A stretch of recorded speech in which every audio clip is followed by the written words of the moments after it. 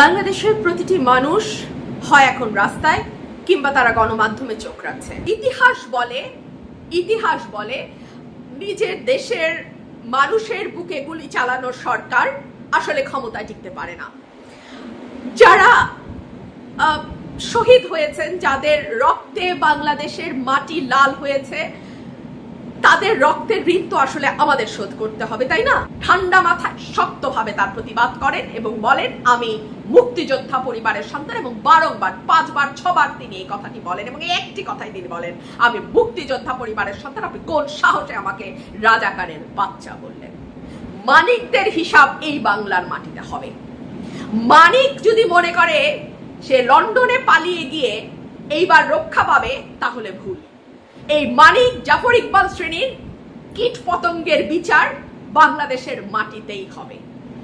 আর দ্বিতীয় যে খবরটি আপনাদেরকে দিতে চাই, আবহাওয়া খারাপ বুঝলেই বা দিন খারাপ আসছে এই রকম বাতাস পেলেই সবচেয়ে আগে যে পালায় সে হচ্ছে ওসমান পরিবারের শামীম ওসমান, এবং তার বাংলাদেশ ছেড়ে চলে যাওয়া, তিনি এখন সপরিবারে ব্যাংককে আছেন, তার বাংলাদেশ ছেড়ে চলে যাওয়াই প্রমাণ করে। শিক্ষামন্ত্রী ডাক্তার দীপু মনি এবং সাবেক আইসিটি মন্ত্রী জুনায়েদ আহমেদ পলক, এই দুইজন আটকের পর থেকে ব্যাপক কান্নাকাটি শুরু করেছেন।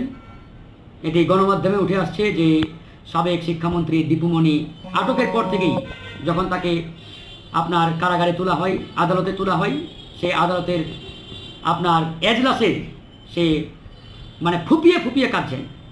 আর সাবেক আইসিটি মন্ত্রী জুনায়েদ আহমেদ পলক, সে নাকি ব্যাপক কান্নাকাটি করছে, খাওয়া দাওয়া করে না, তার জন্য চিকেন, বার্গার, বিরিয়ানি, মানে এরকম আপনার নামি দামি যে ফাস্টফুড, এগুলোর নাকি ব্যবস্থা করা হয়েছে।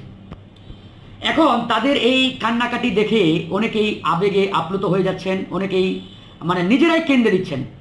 তো যারা এই দীপুমণি, পলক, সালমান এফ রহমানদের কান্নাকাটি দেখে আবেগে আপ্লুত হয়ে যান, আপনাদের জন্যই মূলত আমার আজকের এই লাইভ। তাদের এই অভিনয়, তাদের এই মায়াকান্না দেখে কেউ যদি নিজেই মানে আবেগতাড়িত হয়ে যান, তাহলে বুঝে নিতে হবে আপনার ভিতরে ফ্যাসিবাদ এবং জালিমের প্রতি এখনও ভালোবাসা রয়েছে।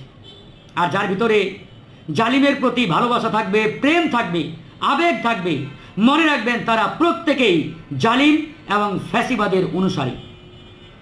কারণ এই জালিমদের মায়াকান্না দেখে আমাদের ন্যূনতম আবেগ দেখার কোনো সুযোগ নেই বন্ধুগণ, কোনো সুযোগ নেই। আজকে এই দীপু মনি, তার হিস্ট্রি যারা জানেন, সে 2 কোটি করে টাকা নিত ইউনিভার্সিটির ভাইস চ্যান্সেলর নিয়োগ দেওয়ার জন্য। যারা বিভিন্ন ইউনিভার্সিটির ভাইস চ্যান্সেলর হয়েছেন, উপাচার্য হয়েছে, এরা প্রত্যেকেই 2 কোটি করে টাকা দিয়েছে দীপু মনিকে। আর যারা কলেজের প্রিন্সিপাল অর্থাৎ অধ্যক্ষ হয়েছে, এরা প্রত্যেকেই 50 লক্ষ করে টাকা দিয়েছে দীপু মনিকে। মানে তিনি 50 লক্ষ টাকার বিনিময়ে কলেজের প্রিন্সিপাল বানিয়েছেন, 2 কোটি টাকার বিনিময়ে ইউনিভার্সিটির ভাইস চ্যান্সেলর বানিয়েছেন। এটা আজকে পত্রিকায় আসছে। এই দীপু মনি বাংলাদেশের শিক্ষা ব্যবস্থাকে ধ্বংস করে দিয়েছে। আমাদের শিক্ষা ব্যবস্থাকে পুরোপুরি ইন্ডিয়ান শিক্ষা ব্যবস্থায় পরিণত করেছে। আমাদের যে নিজস্ব সংস্কৃতি, স্বকীয়তা, এটাকে ধ্বংস করে দিয়ে ভারতের উগ্র হিন্দুত্ববাদের যে সংস্কৃতি, এটাকে প্রতিষ্ঠা করেছে। এই হচ্ছে আজকে বাংলাদেশের শিক্ষা ব্যবস্থা বন্ধুগণ। এই শিক্ষা ব্যবস্থা ধ্বংসের মহানায়ক, মূল কারিগর এই ডাক্তার দীপু মনি। তার চেহারা দেখলেই বুঝবেন যে কোনো এক স্বৈর শাসকের একটা ছাপ তার মুখের মধ্যে রয়েছে। আর তারা এখন কারাগারে ঢুকে কান্নাকাটি করছেন। এটা দেখে অনেক কর্মকর্তা, পুলিশের কর্তা, তারা নাকি আবেগতাড়িত হয়ে গেছেন। আমি শুনেছি ভিতর থেকেই খবর, কেউ কেউ তাদের জন্য ওই চিকেন, তারপরে গ্রিল, এগুলো নাকি ব্যবস্থা করছেন। তো এই সকল কর্মকর্তাদের আমরা হুঁশিয়ারি দিতে চাই যে এই জালিম ফ্যাসিস্ট খুনি হাসিনার সহযোগীদের জন্য আপনারা যদি ওই চিকেন, বিরিয়ানি, বার্গারের ব্যবস্থা করে থাকেন, তাহলে জনগণ আপনাদের ছাড় দেবেন। অন্যান্য সাধারণ কয়েদিদের মতো তারাও থাকবে। অন্যান্য সাধারণ কয়েদিরা যা খায় তারাও তা খাবে। তাদের জন্য স্পেশাল কোনো কেয়ারের সুযোগ নেই। আর জুনায়েদ আহমেদ পলক, এই জালিম ফ্যাসিবাদের দোসর, এই পলকের কারণে বাংলাদেশের শত শত ছাত্র জনতা শহীদ হয়েছেন, তাদেরকে জীবন দিতে হয়েছে। এই যদি নেট বন্ধ না করতো, ইন্টারনেট শাটডাউন না করতো, তাহলে হয়তো এত মানুষকে জীবন দিতে নাও হতে পারতো। তার আগেই হয়তো এই ফ্যাসিবাদী হাসিনার পতন হয়ে যেত ইনশাআল্লাহ। কিন্তু তার কারণে এত মানুষকে শহীদ হতে হয়েছে, জীবন দিতে হয়েছে। আর এই কুলাঙ্গার পলক এখন নাকি কান্নাকাটি করছে কারাগারে বসে, কোনো কথা বলছে না। এসব নাটক অভিনয় এদেশের মানুষ এক চুল পরিমাণ তোয়াক্কা করে না। তবে আমার আসলে এদের নিয়ে কোনো কথা নেই।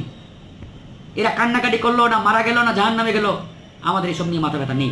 আমার মাথা ব্যথাটা তাদের এই মায়া কান্না দেখে, তাদের এই অভিনয় দেখে আমাদের এই জনগণ, ছাত্র জনতার অনেকেই আবেগতাড়িত হয়ে যান, আবেগে আপ্লুত হয়ে যান। তাদের প্রতি আমার আজকের এই বক্তব্য, তাদের উদ্দেশ্যে আমার এই কথা। আপনারা কেন ভাই তাদের এসব মায়া কান্না, ক্রোকোডাইল টায়ার্স দেখে আবেগে আপ্লুত হয়ে যান? কেন? হোয়াই? আপনারা কি জানেন না এদের হাতে বাংলাদেশের অসংখ্য ছাত্র জনতা খুন হয়েছে? এদের হাত রক্তে রঞ্জিত। এরা খুনি হাসিনার সহযোগী, এরা ভারতীয় দালাল, এরা রয়ের এজেন্ট। এরা বাংলাদেশকে ধ্বংস করে দিয়েছে, আমাদের শিক্ষা ব্যবস্থা ধ্বংস করেছে, অর্থনীতি ধ্বংস করেছে।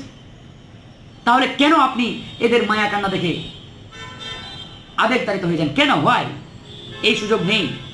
মনে রাখবেন, জালিমের প্রতি যার ন্যূনতম প্রেম আছে, ভালোবাসা আছে, সেও জালিমের সহযোগী, জালিমের অনুসারী।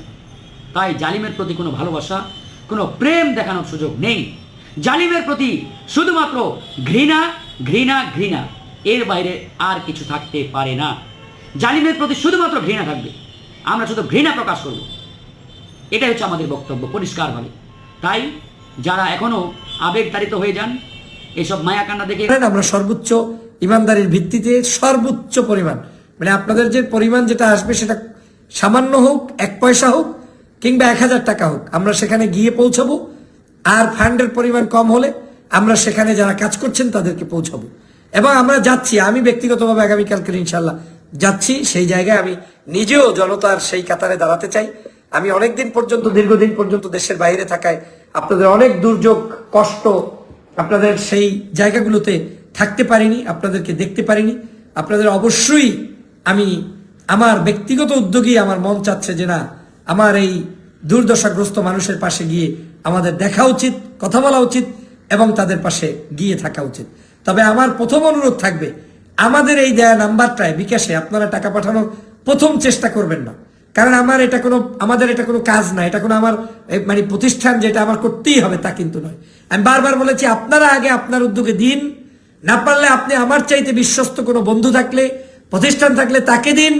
তারপরেও যদি আপনি মনে করেন যে কোনো কিছুই আপনার কাছে